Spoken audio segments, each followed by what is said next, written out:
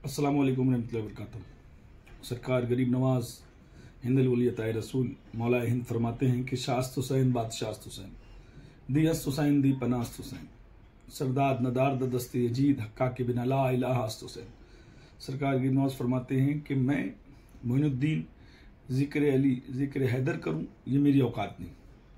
सरकार गरीब नवाज फरमाते हैं कि जिसने हैदर को न पहचाना, अहले बैत को नहीं पहचाना, पंजतन पाक को नहीं पहचाना, गोया कि उसकी मां ने कोई गलत काम किया है। ये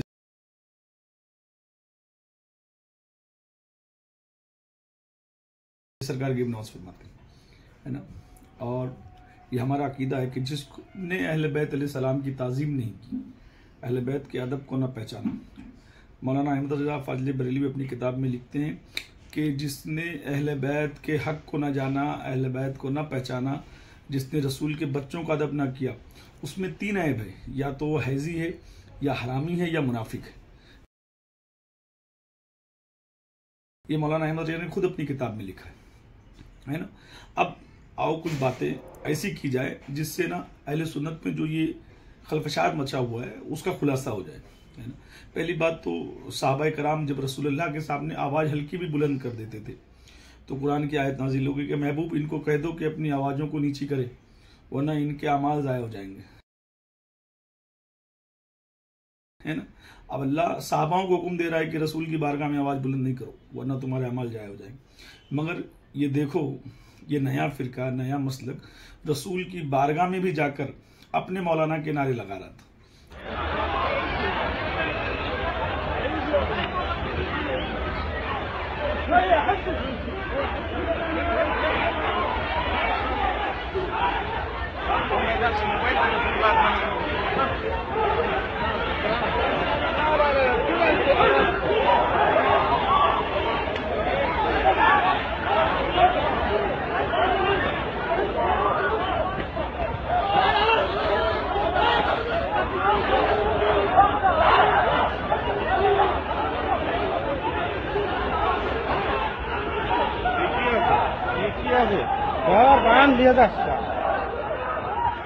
है ना।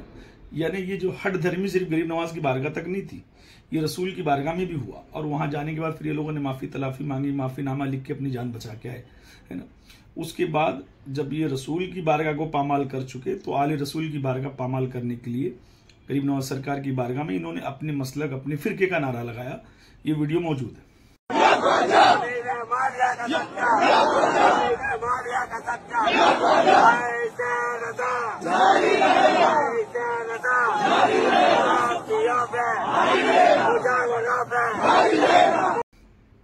अब इससे साबित क्या हुआ? पूरे हिंदुस्तान को ये लोगों ने क्या साबित किया कि हम अपने मौलवी, अपने मौलाना का नारा पूरे हिंदुस्तान में कहीं भी लगा सकते हैं। अहले सुन्नत में ये लोगों ने जो इंतशार पैदा कर दिया, अहले सुन्नत का जो ये लोगों ने सराजा बिगाड़ दिया, ये असल में क्या है मालूम है? इनको सिवाय अपने मौलवी, अपने मौलाना के किसी और औलिया अल्लाह से प्यारी नहीं है। बस इनका अकीदा यही है कि ये मौलाना अहमद रजा को ही सब कुछ मानते हैं, मौलाना अहमद रजा इनके लिए सब कुछ है, बाकी कोई औलिया अल्लाह कोई मायने नहीं रखते।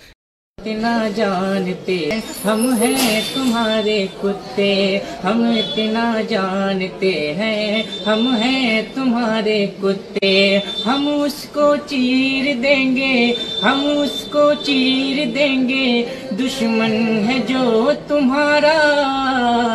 या आला हजरत हजरत, या आला हजरत, या आला हजरत डालना चाहते हैं। अल्हम्दुलिल्लाह हम आला हजरत वाले हैं, न नस्बियत से हमारा ताल्लुक है, न रफ़ज़ियत से हमारा ताल्लुक है। हमारे यहाँ कोई अदना आला नहीं है, कोई पीर फकीर नहीं है।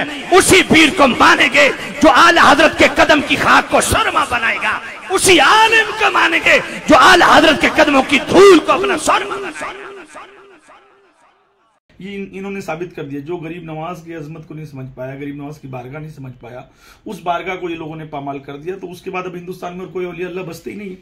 तो इनका अकीदा। अब समझने वाली बात यह है कि ये देखो, ये तमाम औलिया अल्लाह की फोटो है। यहाँ मौलाना अहमद रजा की फोटो थी, मगर किसी चाइना वाले ने मुझको जब दिया तो फोटो निकाल कर दिया। इतने औलिया अल्लाह के नीचे मौलाना अहमद रजा की फोटो आती है ना। वो भी जो मानते हैं मानते, जो नहीं मानते नहीं मानते। मगर जो इनके हिसाब से सबसे आखिर में जो है उसका नारा ये लोग रसूल की बारगाह में भी बुलंद कर रहे हैं, आले रसूल की बारगाह में भी बुलंद कर रहे हैं। यानी जितने बीच में औलिया अल्लाह है, इन्होंने कोई ऐसा काम कभी नहीं किया जिससे आले रसूल नाराज हो, आले रसूल को तकलीफ हुई है।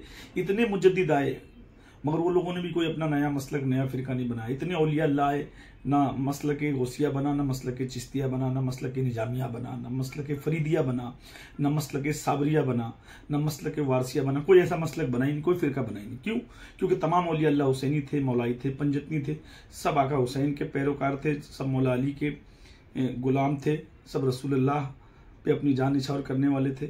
मगर एक ये नया फिरका, ये नया मसलक, इसने इतनी हट धर्मी अहले सुन्नत में मचा दी। इन हट धर्मियों की वजह से लोग देवबंदी, जमाती, अहले हदीस हो गए। इन्होंने सुन्नियत से किनारा कर लिया। मगर वो लोग जो भागे उनको ये नहीं पता था कि असल सुन्नियत ये नहीं है। ये हट धर्मी, ये बार बार फतवे देना, काफिर कहना, जहन्नमी कह देना, लड़ाई पे तैयार हो जाना, ये अहले सुन्नत का काम नहीं था। अहले सुन्नत तो औलिया अल्लाह की जागीर है, जिन्होंने गैरों को भी गले लगाया, हिंदू, मुस्लिम, सिख, ईसाई सबको गले लगाया, सबको साथ लेकर चले, तभी तो लोगों ने कलमा पढ़ा, तभी तो लोगों ने हक समझा। मगर ये जो नया फिरका आया, इसने भाई भाई में जुदाई डाल दी, एक घर में इसने आग लगा दिया। ये आपस में इनमें एक नहीं है ना, मतलब हरा साफा, लाल साफा, पीला साफा, ये इसको जहन्नमी, वो उसको जहन्नमी, अतारियों पे फतवे, इन पे फतवे, उन पे बरकातियों में झगड़े, इनके आपस में एक नहीं है।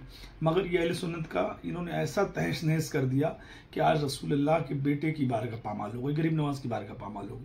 अब हिंदुस्तान में जितने भी सुन्नी हैं और जितने भी मुसलमान हैं, जितने भी औलिया अल्लाह के मानने वाले, जितने भी गद्दी नशीन, जितनी भी बारगाहें पूरी दुनिया में, इस हादसे से इनको सबक ले लेना चाहिए कि अब अपनी मस्जिदों का ख्याल करो, अपनी दरगाहों का ख्याल करो। उसमें जो पेश इमाम है, जो नमाज पढ़ा रहा है, अगर वो मसलकी है, सिर्फ मसलक की बात करता है, एक ही मौलवी मुल्ला के नारे लगाता है, तमाम औलिया अल्लाह की बातें नहीं करता है, अहले बैत का जिक्र नहीं करता है, पंजतन पाक का जिक्र नहीं करता है, मोमिन साहबा का जिक्र नहीं करता है, उसको निकाल दो।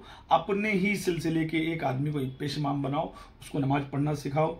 ऐसे इमाम ढूंढो जो अहले बैत के चाहने वाले हो, पंजतन पाक के मानने वाले हो, औलिया अल्लाह, तमाम औलिया अल्लाह के आशिक हो, और उनसे इमामत करवाओ कि वो तमाम अहले बैत का जिक्र कर सके, तमाम औलिया अल्लाह का जिक्र कर सके।